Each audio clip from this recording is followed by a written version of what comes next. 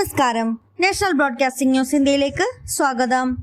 തിരുവനന്തപുരം വിവാഹ വാഗ്ദാനം നൽകി വിദ്യാർത്ഥിനിയെ പീഡിപ്പിച്ച യുവാവ് അറസ്റ്റിൽ. പത്തനംതിട്ട റാന്നി പൂവന്മല മേട്ടുക്കൽ വീടിൽ ബ്രിജിനെയാണ് മ്യൂസിയം പോലീസ് അറസ്റ്റ് ചെയ്തത്. കണ്ണൂരിലെ ഒരു നഴ്സിംഗ് കോളേജിൽ ഫിസിയോതെറാപ്പിക്ക് പഠിക്കുമ്പോഴാണ് വിദ്യാർത്ഥിനിയുമായി ഇയാൾ സൗഹൃദത്തിലായത്. ഇതിനിടെ വിവാഹം കഴിക്കാമെന്ന് വാഗ്ദാനം ചെയ്ത് പെൺകുട്ടിയെ പലതവണ പീഡിപ്പിക്കുകയായിരുന്നു. കോഴ്സിന്റെ ഭാഗമായി പാലാരിവട്ടത്തിൽ എത്തിയപ്പോഴായിരുന്നു പീഡനം. പിന്നീട് പ്രതി വിവാഹത്തിൽ നിന്ന് ഒഴിഞ്ഞു വിദേശത്തേക്ക് പോകാനും ശ്രമിച്ചു. ഇതോടെയാണ് പെൺകുട്ടി മ്യൂസിയം പോലീസിൽ പരാതി നൽകിയത്. പ്രധാനമന്ത്രി നരേന്ദ്രമോദിയുടെ അമ്മയെ കഥാപാത്രമാക്കി ബീഹാർ കോൺഗ്രസ് പുറത്തിറക്കിയ AI വീഡിയോക്കെതിരെ ദില്ലി പോലീസിൽ പരാതി. വീഡിയോ സ്ത്രീത്വത്തെ അപമാനിക്കുന്നതെന്ന് ചൂണ്ടിക്കാട്ടി BJP പ്രവർത്തകൻ സങ്കേത് ഗുപ്ത ആണ് നോർത്ത് അവന്യൂ പോലീസ് സ്റ്റേഷനിൽ പരാതി നൽകിയത്. എന്നാൽ വീഡിയോ ഒരു രക്ഷിതാവ് തന്റെ കുട്ടിയെ പഠിപ്പിക്കുന്നതിനെ കുറിച്ചുള്ളതാണെന്നും പ്രധാനമന്ത്രിയുടെ അമ്മയെ വീഡിയോയിൽ അപമാനിച്ചിട്ടില്ലെന്നും കോൺഗ്രസ് വിശദീകരിച്ചു.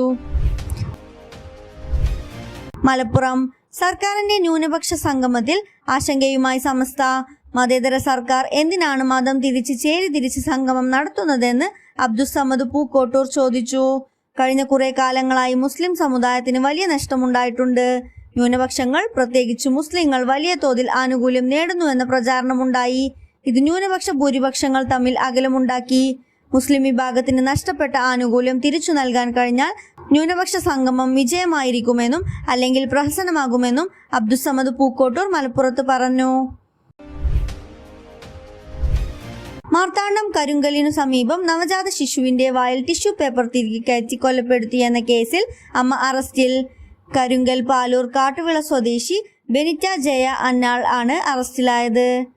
ദണ്ഡിങ്കൽ സ്വദേശി കാർത്തിക്കുമായുള്ള വിവാഹത്തെ തുടർന്ന് ദമ്പതികൾ അവിടെ താമസിക്കുകയായിരുന്നു.